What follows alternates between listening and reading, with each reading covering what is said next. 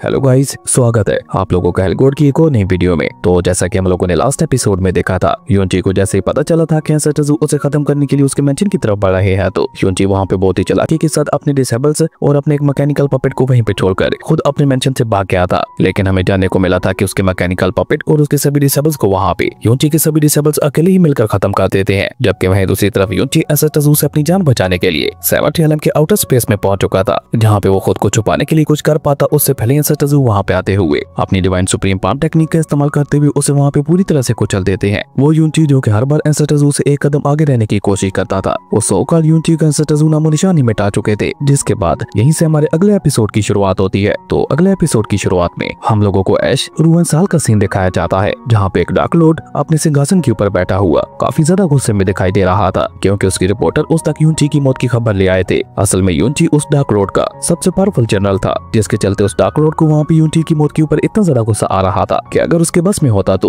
वो अभी के अभी एंसेस्टर्स के पास जाकर उसे वहाँ पे खत्म कर देता। जबकि वो दोनों वॉरियर्स जो कि उस तक यूनची की मौत की खबर लाए थे, वो अपने डार्क लॉर्ड को वहाँ पे इतना ज्यादा गुस्से में देखकर बहुत ज्यादा डरे हुए दिखाई दे रहे थे। इसी बीच हम लोगों को वहाँ पे उस मेंशन की भी एक झलक दिखाई जाती है, जो कि देखने में बहुत ज्यादा खूबसूरत दिखाई दे रहा था। लेकिन जितना ज्यादा वो खूबसूरत था, उससे कहीं गुना ज्यादा वो मिस्टीरियस था। और तभी इसी बीच हम लोगों को वहाँ पे एक स्नेक प्लेटफॉर्म फॉर्मेशन दिखाई जाती है, जिसके चारों तरफ एक ऑर्ब की तरह स्पिरिचुअल एनर्जी फैली हुई थी। लेकिन देखते ही देखते वो स्पिरिचुअल एनर्जी वहाँ पे गायब होते हुए पूरी तरह से खत्म हो जाती है। और जैसे वो एनर्जी वहाँ पे खत्म होती है, तो हम देखते हैं कि अचानक से वो डार्क लॉर्ड वहाँ पे अपनी आंखें खोल लेता है, जिसकी आंखें खोलने पर से ही इतना ज्यादा पावरफुल डार्क ऑरा रिलीज होता है कि उसके सामने खड़े हुए वो दोनों कल्टीवेटर्स खिसकते हुए काफी पीछे चले जाते हैं। इवन एक कल्टीवेटर तो वहाँ पे पीछे खिसकने की वजह से लड़खड़ाते हुए नीचे गिरने लगता है। लेकिन वो वहाँ पे नीचे गिर पाता उससे पहले ही हम देखते हैं कि उसके हाथ में पकड़ा हुआ एक ट्रायर वो नीचे जा गिरता है। जैसे वहाँ पे नीचे गिरते हुए देखा तो उन दोनों ही कल्टीवेटर्स की सांसें वहाँ पे अटक जाती है। और वो कल्टीवेटर जिसने वहाँ पे उस टायर को नीचे की तरफ गिराया था, वो जल्दी से वहाँ पे अपने घुटनों पे आकर उस डार्क लॉर्ड से माफी मांगते हुए कहने लगा था, डार्क लॉर्ड प्लीज मुझे माफ कर दीजिए, मुझसे गलती हो गई, प्लीज मुझे बख्श दीजिए। लेकिन सामने की तरफ हम देखते हैं कि उस डार्क लॉर्ड की बॉडी से तो लगातार वहाँ पे डार्क ऑरा रिलीज हो रहा था। वो गुस्से से वहाँ पे चिल्लाते हुए कहता है, जू यंग तुमने मेरे दो ग्रेट जनरल्स को जान से मार दिया। अपने दोनों जनरल्स की मौत का बदला लेने के लिए मैं तुम्हें ऐसी सजा दूंगा जिसे तुम अपनी मौत तक नहीं भूल पाओगे। इसी दौरान हमें वहाँ पे उस डार्क लॉर्ड का पूरा लुक दिखाया जाता है, जो कि देखने से काफी ज्यादा खतरनाक और कूल लग रहा था। वहीं जब वो कल्टीवेटर देखता है कि उसके डार्क लॉर्ड का ध्यान तो उसकी तरफ बिल्कुल भी नहीं है, तो वो वहाँ पे नीचे बैठे बैठे चैन की सांस लेता है। लेकिन अभी वो वहाँ पे बैठा हुआ खुश हो ही रहा था कि तभी अचानक से उसकी आंखें वहाँ पे लाल होना शुरू हो जाती हैं। देखते ही देखते उसकी बॉडी में क्रैक्स आने लगे थे और बेचारा वो कल्टीवेटर वहाँ पे कुछ सोया समझ पाता, उससे पहले वहाँ पे एक बहुत बड़ा एनर्जी ब्लास्ट के साथ उसकी बॉडी वहीं पे एक्सप्लोड हो जाती है। जो देखा तो उसका साथी कल्टीवेटर भी वहाँ पे घबराते हुए जल्दी से अपने घुटनों पे आकर डार्क लॉर्ड से रहम की भीख मांगने लगा था। जबकि डार्क लॉर्ड वहाँ पे ह्यूमस कल्टीवेटर को देखकर गुस्सा होते हुए कहता है, बेवकूफ ह्यूमस कहेंगे, क्या तुम लोगों को वाकई लगता है कि तुम लोगों की इतनी औकात है कि तुम लोग मेरे लिए काम कर सको। और ये कहकर वो डार्क लॉर्ड वहाँ पे एक बार फिर से अपनी डार्क एनर्जी को अनलीश करना शुरू कर देता है। लेकिन वो वहाँ पे अपनी डार्क एनर्जी का इस्तेमाल करते हुए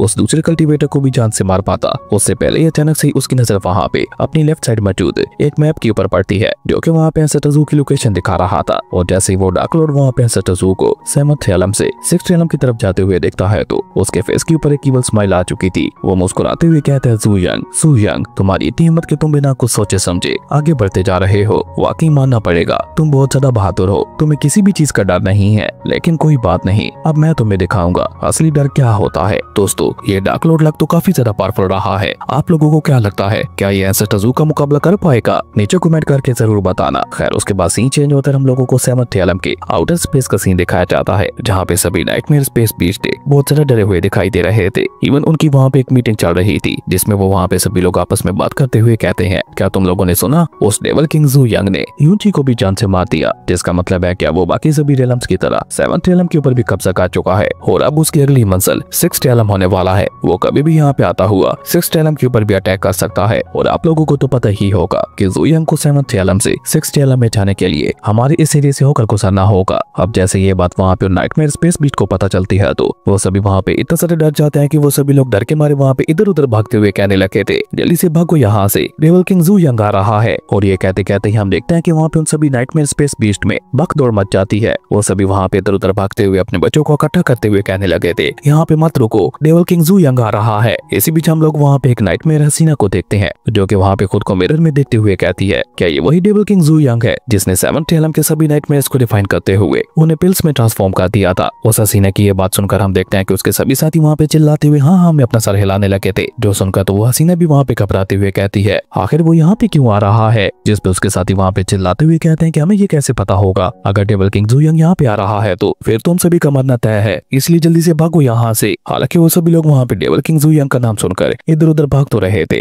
लेकिन उनमें से किसी को वहाँ पे समझ ही नहीं आ रहा था कि वो ऐसा जू यंग से खुद को बचाने के लिए कहाँ पे छुपे, इसलिए वो सभी वहाँ पे बेवकूफों की तरह इधर उधर ही भागते जा रहे थे। ऊपर से वो सभी लोग वहाँ पे एक दूसरे को ही टोकते हुए कह रहे थे आखिर तुम सभी लोग यहाँ पे आसपास ही क्यों भागे जा रहे हो, जल्दी से निकलो यहाँ से, अगर तुम सभी लोग अपनी जान बचाना चाहते हो तो हमें इस जगह को छोड़ना होगा। ये सुनकर बाकी सभी नाइटमेयर वहाँ पे चिल्लाते हुए कहते हैं नहीं नहीं, हम मरना नहीं चाहते और न ही हम लोग पिल्स में ट्रांसफॉर्म होना चाहते हैं। अब उन सभी नाइटमेयर बीस्ट को वहाँ पे इस तरह से आपस में बहस करते हुए देखकर उनका लीडर वहाँ पे चिल्लाते हुए गुस्से से कहता है शांत हो जाओ तुम सभी। लेकिन जब वो नाइटमेयर स्पेस बीस्ट फिर भी उसकी बात नहीं सुनते तो अब की बार वो वहाँ पे और भी ज्यादा गुस्से से चिल्लाते हुए कहता है मैंने कहा खामोश हो जाओ। और अब की बार उस लीडर की आवाज में इतना ज्यादा दम था कि हम देखते हैं कि वो सभी नाइटमेयर्स जो कि वहाँ पे घबराते हुए इधर उधर भाग रहे थे वो सभी वहाँ पे शांत होते हुए अपनी अपनी जगह पे आके रुक जाते हैं। अब जैसे ही वो सभी नाइटमेयर्स वहाँ पे शांत होते हैं तो वो लीडर वहाँ पे अपनी बात आगे बढ़ाते हुए कहता है जू यंग हम सभी नाइटमेयर्स को ऐसे खत्म कर देता है जैसे कि वो कोई घास काट रहा हो। उस डेविल किंग जू यंग की नजरों में हम नाइटमेयर्स की कोई भी वैल्यू नहीं है और ये बात कहीं न कहीं सच भी है, क्योंकि अगर हम लोग गलती से भी उसके हाथों में लग गए तो फिर तो हमारा मरना तय है। अगर हम लोगों को खुद को जू यंग के हाथों से बचाना है तो हम लोगों को जितना जल्दी हो सके यहाँ से निकलना होगा। पर दिक्कत ये है हम लोग अपने स्पेस रेलम को छोड़कर नहीं जा सकते, लेकिन मैं एक ऐसी जगह के बारे में जानता हूँ जो कि थोड़ी देर के लिए हम सभी को उस जू यंग के हाथों से बचा सकती है और मेरे साथ साथ तुम सभी लोग भी उस जगह के बारे में काफी अच्छी तरह से जानते हो। आपने उस लीडर की ये बात सुनकर हम देखते हैं कि उन सभी नाइटमेयर्स को वहाँ पे एक बहुत बड़ा झटका लगता है और वो सभी वहाँ पे घबराते हुए कहते हैं आपका मतलब है वो जगह। और ये कहकर वो सभी नाइटमेयर्स अचानक से ही वहाँ पे और ज्यादा घबराते हुए कहते हैं नहीं नहीं, हम लोग वहाँ पे कभी भी नहीं जाने वाले, वो तो पूरी तरह से फॉरबिडन एरिया है और आपको तो पता ही होगा कि आज तक जो कोई भी वहाँ पे क्या है वो कभी भी वहाँ से लौटकर वापस नहीं आ पाया। और तभी वो हसीना वहाँ पे चिल्लाते हुए उन सभी से कहती है हम सभी लोग पिछले हजारों लाखों सालों से यहाँ पे रहते हुए आ रहे हैं और आज तक मैंने किसी एक नाइटमेयर को भी नहीं देखा जो कि वहाँ पे उस जगह से जिंदा बचकर वापस आया हो। उस हसीना की ये बात सुनकर हम देखते हैं कि बाकी सभी नाइटमेयर्स भी वहाँ पे उसकी हाँ में हाँ मिलाते हुए कहते हैं ये बिल्कुल ठीक कह रही है, वहाँ पे तो जाने से बेहतर होगा हम सभी लोग यहीं पे मारे जाएं। जिस पे बाकी सभी नाइटमेयर्स भी वहाँ पे हाँ हमें अपना सर हिलाने लगे थे। जो सुनकर उनका लीडर वहाँ पे कहता है अगर ऐसी बात है तो फिर हम लोगों को जू यंग से फाइट करनी होगी। आपने उस लीडर की ये बात सुनकर हम देखते हैं कि बाकी सभी नाइटमेयर्स वहाँ पे चिल्लाते हुए कहने लगे थे हम जू यंग के साथ फाइट करेंगे, हाँ हम सभी लोग एक साथ मिलकर जू यंग के साथ फाइट करेंगे। अब अपने लोगों की ये बात सुनकर उस लीडर को भी वहाँ पे थोड़ा हौसला मिल जाता है, इसलिए वो भी वहाँ पे अपने लोगों का हौसला बढ़ाते हुए कहता है तुम सभी लोग बिल्कुल ठीक कह रहे हो, हम लोग अपनी आखिरी सांस तक जू यंग का मुकाबला करेंगे। वो जू यंग जितना चाहे मर्जी खतरनाक क्यों ना हो वो कभी भी एक साथ हम सभी का मुकाबला नहीं कर पाएगा। और ये भी तो हो सकता है कि उसने जो 7th एलम के अंदर किया था वो बस एक अफवाह हो। और ये कहकर वो वहाँ पे चिल्लाते हुए अपने लोगों से कहता है तुम मेरे साथियों क्या तुम उस खतरनाक जू यंग का मुकाबला करने के लिए तैयार हो। जिस पे उसके लोग वहाँ पे चिल्लाते हुए कहने लगे थे हाँ हम तैयार हैं। लेकिन ये कहकर अभी वो लोग वहाँ पे खुश हो ही रहे थे कि तभी उन लोगों को पीछे से वहाँ पे मिस चूचू की आवाज सुनाई देती है जो कि वहाँ पे आते हुए कोर्टून में उन नाइटमेयर से कहती है तुम लोग किसके साथ फाइट करने की बात कर रहे हो। अब जैसे वो सभी नाइटमेयर्स वहाँ पे उस खतरनाक आवाज को सुनते हैं तो वो सभी लोग वहाँ पे इतना ज्यादा घबरा जाते हैं कि वो सभी लोग वहाँ पे अपनी अपनी जगह पे फ्रीज हो चुके थे। और जैसे ही उनका लीडर वहाँ पे हिम्मत जुटाकर पीछे की तरफ देखता है तो एल्सेटाज़ू वहाँ पे अपने सभी डिसेबल्स के साथ वहाँ पे आ चुके थे। जो देखा तो बेचारे सभी नाइटमेयर्स वहाँ पे डर के मारे थर थर कांपने लगते हैं। और तभी मिस चूचू वहाँ पे उनके मजे लेते हुए कहती है तो बताओ मुझे आखिर तुम किसके साथ फाइट करने की बात कर रहे हो। लेकिन हम देखते हैं कि वहाँ पे किसी भी नाइटमेयर का मिस चूचू की बातों के ऊपर बिल्कुल भी ध्यान नहीं था। उन सभी लोगों की नजरें तो वहाँ पे एल्सेटाज़ू यंग के ऊपर ही टिकी हुई थी। और तभी वो सभी नाइटमेयर्स वहाँ पे एक साथ घबराते हुए कहते हैं ये तो डेविल किंग जू यंग है। और ये कहते ही उनका लीडर वहाँ से भागते हुए कहने लगा था जू यंग यहाँ पे आ गया, कोई बचाओ मुझे। लेकिन ये कहकर जैसे वो वहाँ से भागने की कोशिश करता है तो मिस चूचू वहाँ पे अपनी स्पिरिचुअल एनर्जी का इस्तेमाल करते हुए उसे वापस से वहाँ पे अपने सामने ले आती है। जिसके बाद वो वहाँ पे इवल स्माइल करती हुई उस नाइटमेयर से कहती है बच्चे तुम गलत दिशा की तरफ जा रहे थे, हम लोग यहाँ पे खड़े हैं ना कि दूसरी तरफ। और अब जब हम लोग यहाँ पे आ ही गए हैं तो चलो फिर फाइट को स्टार्ट करते हैं। लेकिन मिस चूचू कैसा कहते हैं हम देखते हैं कि वो सभी नाइटमेयर्स वहाँ पे इतना ज्यादा डर जाते हैं कि वो सभी लोग वहाँ पे डर के मारे वहाँ पे भागते हुए कहने लगे थे डेविल किंग जू यंग यहाँ पे आ गया, जल्दी से भागो यहाँ से। और ये कहकर वो सभी नाइटमेयर्स वहाँ पे उसी जगह की तरफ भागना शुरू कर देते हैं जिसके बारे में अभी थोड़ी देर पहले बात करके वो वहाँ पे डरते हुए कह रहे थे कि वहाँ पे जाने से तो अच्छा होगा कि हम वो जू यंग के साथ फाइट निकाल लें। लेकिन ऐसा तो जू यंग को वहाँ पे अपने सामने देखा तो उन सभी लोगों का हौसला वहाँ पे टूट गया था, इसलिए वो वहाँ पे खुद को बचाने के लिए उसी फॉरबिडन एरिया की तरफ बढ़ना शुरू कर देते हैं। लेकिन वो नाइटमेयर्स वहाँ से भाग पाते उससे पहले ल्यूजियन और डोंग वहाँ पे टेलीपोर्ट होते हुए उनके सामने पहुंच जाते हैं, जिसके चलते मजबूरन उन सभी नाइटमेयर्स को वहाँ पे रुकना पड़ता है। लेकिन तुरंत ही वो दिशा मोड़ते हुए दूसरी तरफ भागना शुरू कर देते हैं और इस भाग दौड़ में वो बेचारे एक दूसरे के साथ ही टकराए जा रहे थे। इवन कुछ नाइटमेयर्स तो वहाँ पे डर के मारे बेहोश होते हुए कहने लगे थे, डेविल किंग जू यंग यहाँ पे आ चुका है, अब हम सभी लोगों का मरना तय है। जबकि उनका लीडर तो वहाँ पे इतना ज्यादा घबरा चुका था, वो अपने लोगों को छोड़कर खुद सेवंथ रियलम की तरफ भागना शुरू कर चुका था। लेकिन मिस चूचू वहाँ पे एक बार फिर से अपनी स्पिरिचुअल एनर्जी का इस्तेमाल करते हुए उसे पकड़कर सीधा वहाँ पे एसेटाजू के सामने लाके खड़ा कर देती है, जिसे देखकर बर्नेकोर वहाँ पे उसके पास आते हुए उसका मजाक उड़ाते हुए कहता है, बेटा कहाँ भागे जा रहे हो, तुम्हारे सेवंथ रियलम वाले भाई तो इतने ज्यादा भूखे थे कि उन लोगों ने हमारे ऊपर ही हमला कर दिया था। क्या तुम लोग हमारी एनर्जी को खाकर अपनी भूख नहीं मिटाना चाहते? पिछली बार तो उन्होंने हमारी तकलीफों का फायदा उठाकर अपना पेट भरा था, तो तुम लोग ऐसा कुछ क्यों नहीं कर रहे? हमारे पास अभी भी काफी सारे इमोशंस है जिनका इस्तेमाल करते हुए तुम हमें तड़पा के अपना पेट भर सकते हो। बर्नेकोर की ये बात सुनकर हम देखते हैं कि मिस चूचू वहाँ पे केवल स्माइल करते हुए कहती है, ओह तो इन लोगों को इमोशंस को खाना पसंद है, ये तो बहुत अच्छी बात है। चलो सबसे पहले तुम लोग मेरे पास आओ। मेरा सबसे बड़ा तकलीफ देने वाला इमोशन ये है कि मेरे पास बिल्कुल भी पैसे नहीं है। जल्दी से मेरे पास आओ और मेरे इस इमोशन को पूरी तरह से खा जाओ, क्योंकि अब मैं और ज्यादा इस दुख को बर्दाश्त नहीं कर सकती। और ये कहकर वो वहाँ पे नाइटमेयर्स की तरफ देखते हुए इवल स्माइल करना शुरू कर देती है, जिसके चलते और नाइटमेयर्स को तो वहाँ पे ऐसा महसूस हो रहा था कि मिस चूचू डेड गॉडेस है जो कि कभी भी उन्हें वहाँ पे जान से मार सकती है। इसलिए बेचारे और नाइटमेयर्स की बोलती वहाँ पे बंद हो जाती है और वो सभी वहाँ पे जल्दी से नाना में अपना सर हिलाते हुए कहने लगे थे, नहीं नहीं हम तो ऐसा कुछ भी नहीं खाते। और ये कहकर और नाइटमेयर्स का लीडर वहाँ पे एंसेस्टर के सामने झुककर रैम की भीख मांगते हुए कहने लगा था, एंसेस्टर हम आपसे भीख मांगते हैं, प्लीज हमें पिल्स में ट्रांसफॉर्म मत कीजिएगा। जो देखकर लिंगार वहाँ पे उन्हें डराने के लिए अपने स्पेयर को बाहर निकालकर उसे एक हल्का सा झटका देती है, जो देखकर वो नाइटमेयर्स वहाँ पे और भी ज्यादा घबराते हुए कहते हैं, हम तो बस मामूली से और छोटे से नाइटमेयर्स हैं, हम सभी लोग बेकार हैं, हम तो कभी भी आज तक अपने एरिया से बाहर भी नहीं गए और न ही आज तक कभी हम लोगों ने किसी को कोई तकलीफ पहुंचाई है। हम सभी बस अपने काम से काम रखते हैं, जबकि आप तो महान एसेटाजू यंग हो, आपकी नजरों में तो हम छोटे नाइटमेयर्स कुछ भी नहीं है। लेकिन उन लोगों की सारी बातें सुनने के बावजूद भी एसेटाजू तो अभी तक भी वहाँ पे कोर लोग के साथ उन सभी को देखे जा रहे थे,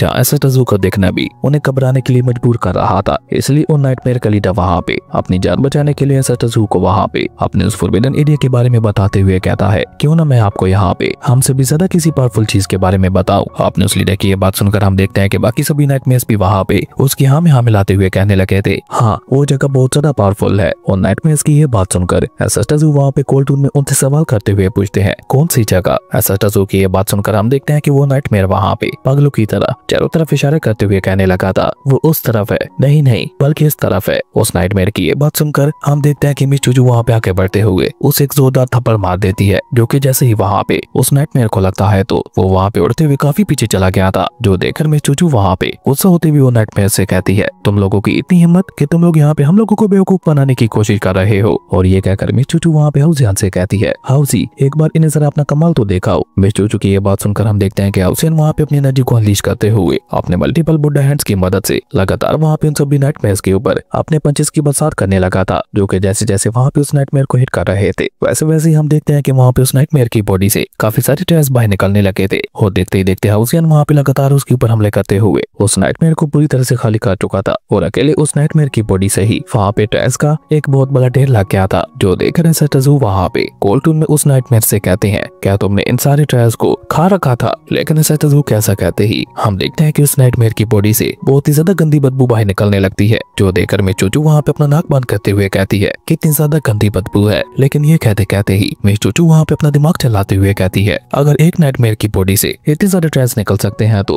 अगर हम लोग यहाँ पे इन सभी नाइटमेयर्स को खाली कर देते हैं तो हम सभी तो माला माल हो जाएंगे। और यहाँ पे तो इतने सारे नाइटमेयर्स हैं, अगर हर एक नाइटमेयर की बॉडी से इतने सारे ट्रेस बाहर निकलते हैं तो हमारे टैलेंट सेट का टेलीपोर्ट तो पूरी तरह से बच जाएगा, यानी कि हम सभी लोग बहुत ज्यादा अमीर बन जाएंगे। और ये कहकर मिस चूचू वहाँ पे अपने बाकी सभी साथियों को लीड करते हुए उनसे कहती है, हमला। मिस चूचू की ये बात सुनकर हम देखते हैं कि वो सभी लोग वहाँ पे आगे बढ़ते हुए एक एक करके वहाँ पे इन सभी नाइटमेयर्स के ऊपर हमला करना शुरू कर चुके थे। जो देखा तो वो सभी नाइटमेयर्स वहाँ पे घबराते हुए एक बार फिर से भागना शुरू कर देते हैं। लेकिन एसेटाजू के सभी डिसेबल्स वहाँ पे उनके ऊपर कोई भी रहम ना दिखाते हुए एक एक करके उन सभी नाइटमेयर्स को वहाँ पे पकड़ते हुए उनकी धुलाई करना शुरू कर देते हैं। वो सभी मिलकर वहाँ पे जितना ज्यादा उन नाइटमेयर्स को मार रहे थे उनकी बॉडी से वहाँ पे उतनी ज्यादा ट्रेस बाहर निकल रहे थे। और देखते ही देखते वो सभी मिलकर वहाँ पे उन सभी नाइटमेयर्स को खाली कर देते हैं, जिसके चलते तो वहाँ पे जगह जगह पे ट्रेस के काफी सारे ढेर लग चुके थे। पर ट्रेस निकलने के साथ साथ उन नाइटमेयर्स की बॉडी से बहुत ज्यादा बदबू भी बाहर निकल रही थी। जबकि मिस निंगशू वहाँ पे उन सारे ट्रेस को देखते हुए कहती है कि इन सभी नाइटमेयर्स ने तो अपनी बॉडीज के अंदर ही आपने अपने ट्रेस बोर्ड बना रखे थे। मिस निंग्यू की ये बात सुनकर हम देखते हैं कि मिस चूचू वहाँ पे आगे बढ़ते हुए कहती है, हाँ लेकिन अब ये सब कुछ हमारा है, हमारा यानी हमारे टैलेंट सेट का। और ये कहकर मिस चूचू जल्दी से वहाँ पे अपने स्टोरी बैग को बाहर निकालकर उन सभी ट्रेस को वहाँ पे उसके अंदर भरना शुरू कर देती है। जहाँ पे जैसे जैसे वो सारे ट्रेस उसके स्टोरी बैग के अंदर जा रहे थे, वैसे वैसे ही मिस चूचू वहाँ पे एक्साइटेड होते हुए कहने लगी थी, अब ये सब कुछ हमारा है, हम अमीर हो गए। जबकि ये सब कुछ देखा तो वो सभी नाइटमेयर्स वहाँ पे रोना शुरू कर चुके थे। तभी लियू शियान वहाँ पे आगे बढ़कर उन नाइटमेयर्स के लीडर को वहाँ पे पकड़ते हुए उससे कहता है, अगर अपनी सलामती चाहते हो तो चुपचाप सीधा सीधा जवाब देना, तुम लोगों ने इन सारे ट्रेस को कहाँ से लूटा था। लियू शियान की ये बात सुनकर हम देखते हैं कि वो लीडर वहाँ पे घबराते हुए कहता है, नहीं नहीं मुझे कुछ भी मत करना, मैं सबको सच सच बताता हूँ। और ये कहकर वो वहाँ पे डायरेक्टर एंसेस्टर ज़ू से कहता है,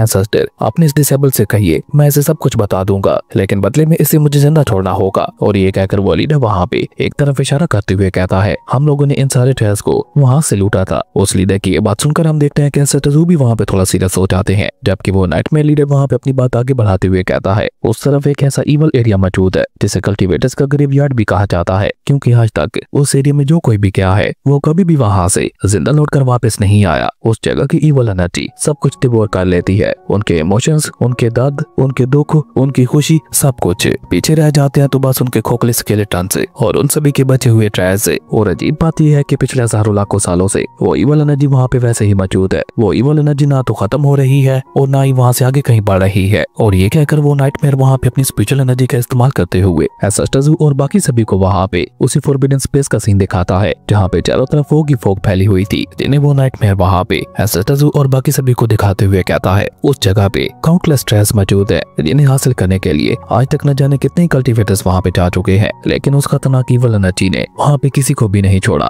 इवन जिन कल्टीवेटर्स का ग्रुप भी वहाँ पे जाता है, वो इवल एनर्जी वहाँ पे उन कल्टीवेटर्स की बॉडीज के ऊपर कब्जा करते हुए उन सभी लोगों को वहाँ पे आपस में लड़वा देती है। वो इवल एनर्जी वहाँ पे सबसे पहले ह्यूमंस के दिमाग के ऊपर हमला करती है, जिसके चलते वो आउट ऑफ कंट्रोल होते हुए अपने साथियों के ऊपर हमला करते हुए उन्हें वहाँ पे जान से मारना शुरू कर देते हैं। जिसके बाद हम लोगों को वहाँ पे कल्टीवेटर्स के एक पूरा ग्रुप दिखाया जाता है, जो कि जैसे ही वहाँ पे उस फॉरबिडन स्पेस के अंदर एंटर करते हैं तो वो सभी लोग वहाँ पे अपनी अपनी स्पिरिचुअल एनर्जी का इस्तेमाल करते हुए उस इवल एनर्जी का मुकाबला करने लगे थे। लेकिन वो वहाँ पे उसका मुकाबला तो तब कर पाते ना जब उस इवल एनर्जी की कोई फॉर्म होती। उस इवल एनर्जी की तो कोई फॉर्म ही नहीं थी, इसलिए उनका हर एक अटैक वहाँ पे बेकार जा रहा था। तभी वो इवल एनर्जी वहाँ पे एक लेडी कल्टीवेटर के माइंड के ऊपर कंट्रोल करते हुए उसके हाथों से वहाँ पे अपने साथी लीडर को वहाँ पे जान से मरवा देती है। और देखते देखते उस लड़की ने अकेले ही वहाँ पे अपने काफी सारे साथियों को मौत के घाट उतार दिया था। और तब तक हम देखते हैं बाकी सभी कल्टीवेटर्स भी वहाँ पे उस इवल एनर्जी की चपेट में आ चुके थे, जिसके चलते वो सभी मिलकर वहाँ पे एक एक करके अपने ही साथियों को खत्म करते जा रहे थे। और जब वो इवल एनर्जी वहाँ पे उन कल्टीवेटर्स के हाथों से अपने साथियों को जान से मरवा देती है तो उसके बाद वो वहाँ पे अपनी डिवोरिंग एबिलिटी का इस्तेमाल करते हुए उनकी एनर्जी के साथ साथ उनके दुख, उनके दर्द, उनकी खुशी, उनकी सोल सब कुछ डिवोर कर लेती है। और इस तरह वहाँ पे जाने वाला हर एक कल्टीवेटर अपनी जान से हाथ धो बैठता है। और ये सब कुछ देखकर मिस निंग्यू वहाँ पे थोड़ा परेशान होते हुए कहती है, ये इवल एनर्जी तो अब तक काफी सारे कल्टीवेटर्स को अपना खाना बना चुकी है। जबकि वहीं पीछे की तरफ हम देखते हैं कि ये सब कुछ देखकर तो एंसेस्टर ज़ू के फेस के ऊपर एक कोल्डनेस आ चुकी थी, जिसके बाद वो वहाँ पे अपनी आंखों के हल्का सा झटका देते हुए उस मेमोरियल स्पेस को वहीं पे डिस्ट्रॉय कर देते हैं। जो कि जैसे वहाँ पे डिस्ट्रॉय होता है तो वो सभी लोग वहाँ पे अपनी अपनी जगह पे खड़े थे, जहाँ अब उन सभी नाइटमेयर्स को भी थोड़ा हौसला आ चुका था कि शायद एंसेस्टर ज़ू उन्हें जिंदा छोड़ देंगे। जबकि वहीं पीछे की तरफ हम देखते हैं कि मिस चूचू वहाँ पे अपना दिमाग लगाते हुए कहती है, वहाँ पे तो काफी सारे मरे हुए कल्टीवेटर्स मौजूद है, तो अगर हम लोग वहाँ पे जाते हैं तो इसका मतलब है कि हम लोगों को वहाँ पे काफी सारे ट्रेस मिल सकते हैं। और ये कहकर मिस चूचू वहाँ पे चिल्लाते हुए उस लीडर से कहती है, जल्दी से बताओ मुझे हम लोग वहाँ पे कैसे जा सकते हैं। मिस चूचू की ये बात सुनकर हम देखते हैं कि वो लीडर वहाँ पे हैरान होते हुए अपने मन में कहता है, क्या मुझे तो लगा था कि ये मेरी कहानी सुनकर डर जाएंगे और कभी भी वहाँ पे नहीं जाएंगे, लेकिन ये तो बहुत ज्यादा बेवकूफ निकले जो कि वहाँ पे उस जगह का पता पूछ रहे हैं। चलो जो भी है ये तो हमारे लिए अच्छा होगा, वहाँ पे जाने के बाद तो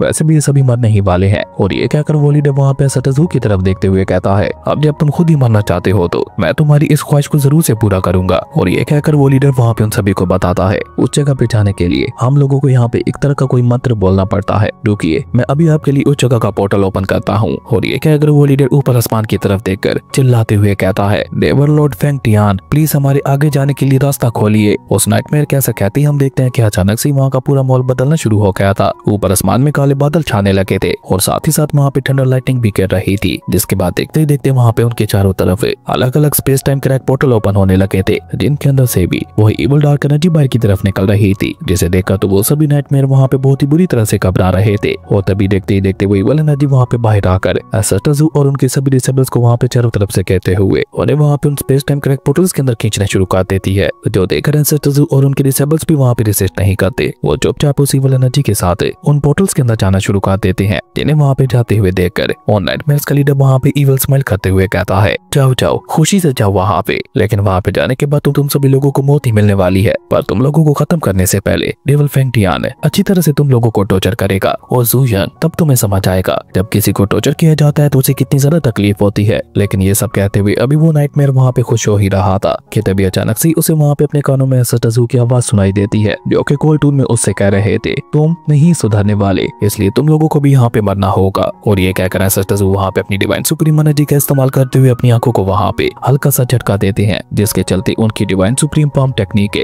आगे बढ़ते हुए उन सभी नाइटमेयर्स के ऊपर हमला कर देती है, जो देखकर तो वो सभी नाइटमेयर्स डर के मारे वहाँ पे भागते हुए कहने लगे थे, नहीं प्लीज हमें माफ कर दो। और ये कहकर वो सभी लोग वहाँ पे चिल्लाते हुए किसी को अपनी मदद के लिए बुलाने लगे थे। लेकिन तब तक हम देखते हैं कि वहाँ पे बहुत ज्यादा देर हो चुकी थी, क्योंकि जैसे जैसे एंसेस्टर्स का डिवाइन सुप्रीम हेड उनके साथ टकरा रहा था, वैसे वैसे ही वो सभी नाइटमेयर्स वहाँ पे खत्म होते जा रहे थे। और इसी कमाल के सीन के साथ ही हमारा ये अमेजिंग एपिसोड यहीं पे खत्म हो गया था। दोस्तों अगर आप लोगों को ये वीडियो अच्छी लगी तो लाइक करते हैं, और अगर चैनल पे नए आए हो तो सब्सक्राइब करते जाना। तो मिलता है एक न्यू वीडियो में, तब तक के लिए बाय।